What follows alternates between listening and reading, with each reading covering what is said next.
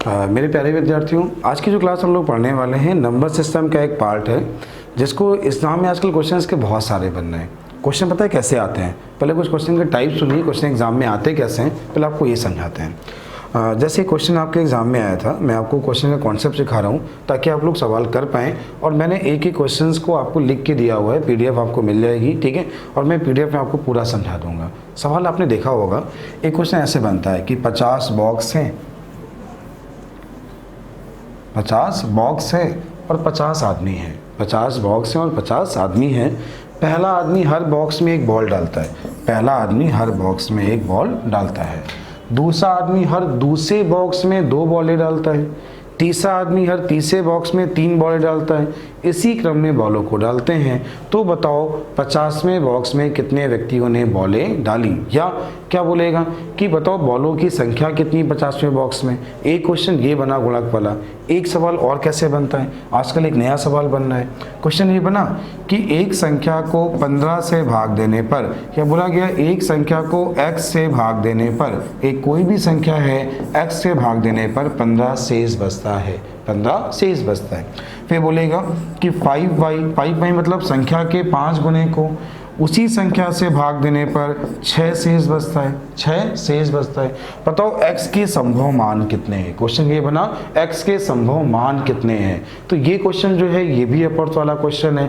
आजकल एग्जाम में अपवर्थ के बहुत से नए सवाल बन रहे हैं। आप अपवर्थ को केवल ये मत समझिए कि ये अपवर्थ के क्वेश्चन है, इससे बहुत सारे क्वेश्चन मैं आपको कराऊंगा। और सारे क्वेश्चन मैंने आपको स्टेट में लिख के भी दिए हुए हैं, ठीक है। सारे क्वेश्चन लिख के भी दिए हुए हैं। ये क्वेश्चन भी मैं आपको अभी समझाऊंगा कि x के कितने मान बनेंगे। इस टाइप के जितने सवाल होते हैं सारे आपको समझाऊंगा, ठीक है।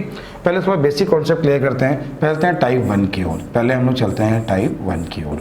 टाइप 1 कैसे दिया होगा पहले ये समझिए, ठीक है। क्वेश्चन बोला गया कि 2 की पावर 4 के अपवर्तों की संख्या क्या है।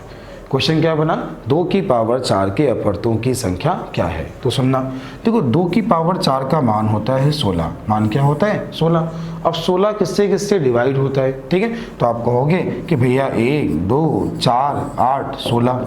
देखो ये तो हमेशा 1 से तो कोई नंबर हमेशा ही प्राइम होता कटता ही है, और 16 से अपने आप वो कटेगा ही कटेगा। तो अगर बोला जाए कुल नंबर कितने हैं, टोटल नंबर कितने हैं, तो आपका आंसर होगा 5। आंसर क्या होगा, मतलब क्या क्वेश्चन क्या बनेगा, क्वेश्चन ध्यान दीजिएगा। 2 की पावर 4 के अपवर्तों की संख्या, पहली लैंग्वेज ये बनेगी। दूसरी क्या बनेगी, 2 की पावर 4 के गुणनखंडों की संख्या क्या है। एग्जामिनर इतना कलाकार है, वो आजकल ये पूछता है कि 13 की पावर 4 के, या कोई एक नंबर आपको दिया होगा उसका एक और सम को छोड़कर कितने गुणनखंड बनेंगे। तो क्वेश्चन की लैंग्वेज ध्यान दीजिएगा, सवाल वो क्या कहना चाह रहा है। पहले आप इसे सुनो। क्वेश्चन केवल ये है कि 2 की पावर 4 के गुणनखंडों की संख्या। तो अगर केवल इतना दिया जाए तो आंसर क्या होगा, 5। मतलब 2 की पावर 4 के जो अपवर्त होंगे वो कितने होंगे, 5। अब सुधा सीधी और आसान भाषा में आंसर लिखना। x की पावर n, x की पावर n हमेशा n+1 नंबर से भाज्य होगा। खत्म हो गया सारे सवाल। लेकिन ये याद रखना, जहाँ पे x जो होगा वो हमेशा एक प्राइम नंबर होगा। x कैसा नंबर होगा, एक प्राइम नंबर होगा। मतलब ऐसे एक हमेशा अभाज्य संख्या होगी, ठीक है।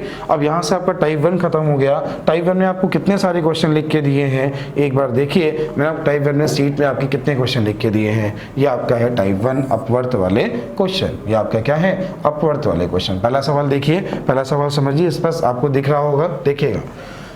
x की पावर n के हमेशा n+1 अपवर्त होंगे या n+1 नंबर से भाज्य होगा। लेकिन जहाँ पे x है वो हमेशा क्या होना चाहिए, प्राइम नंबर होना चाहिए। मैंने आपको सीट में लिख के दिया है, आप थोड़ी सी प्रैक्टिस कर लीजिएगा, सारे क्वेश्चन आपको आ जाएंगे।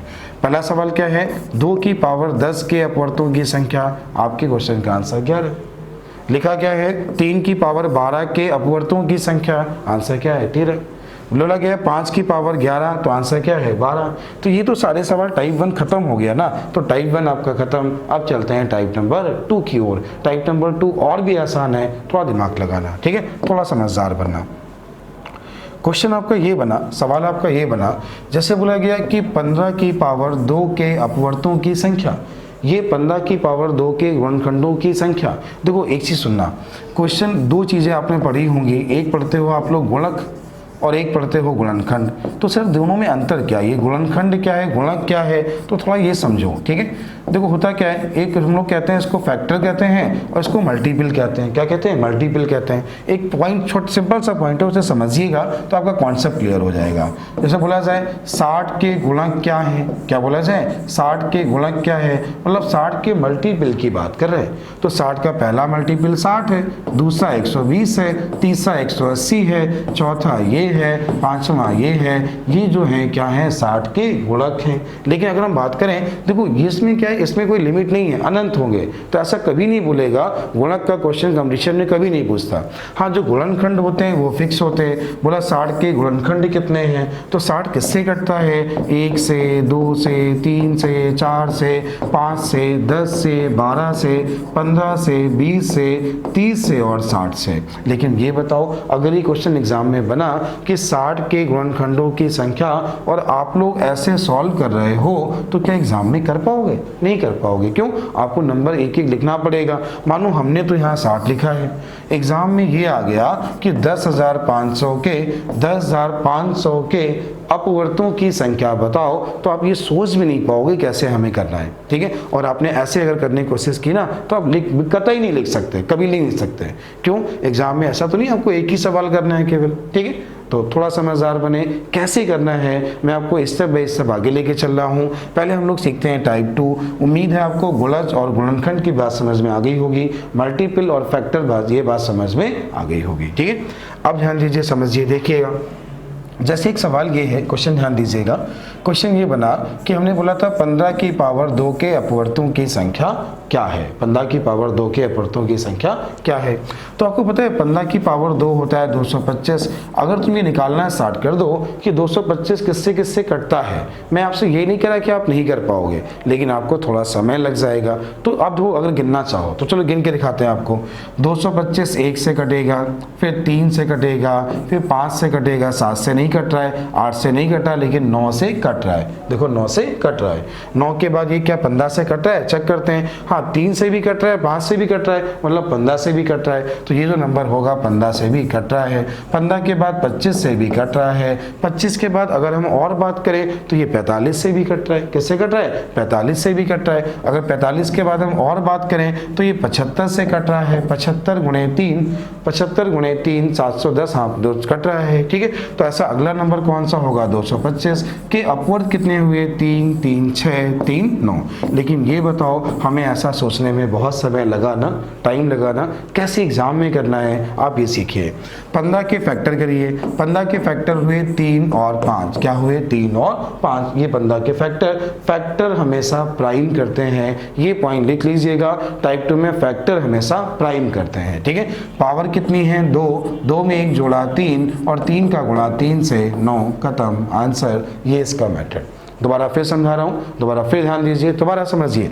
आपको किसी के निकालने फैक्टर, जैसे बोला कि 225 के फैक्टर के गुणकों की संख्या बताओ, के गुणनखंडों की संख्या बताओ, के अपवर्तों की संख्या बताओ। तो मैंने क्या बोला, 225 क्या है, 15 का स्क्वायर है।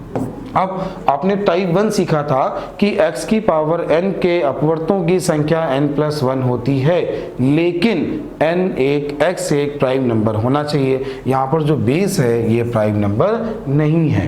तो हम क्या करें, 15 के प्राइम फैक्टर कर लें। 15 के जो प्राइम फैक्टर हुए वो 3 और 5 हुए।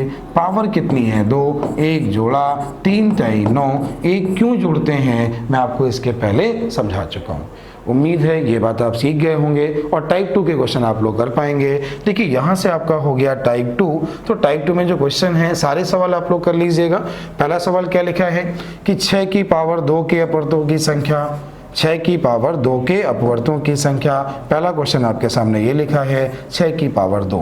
अगला लिखा है 225, अगला लिखा है 3375। ठीक है, तो आपके सामने 4 सवाल थे। ये अगला लिखा है 1728 के अपवर्तों की संख्या। उम्मीद है आप लोग इतना कर पाएंगे। यहाँ से आपका टाइप 2 खत्म हो गया।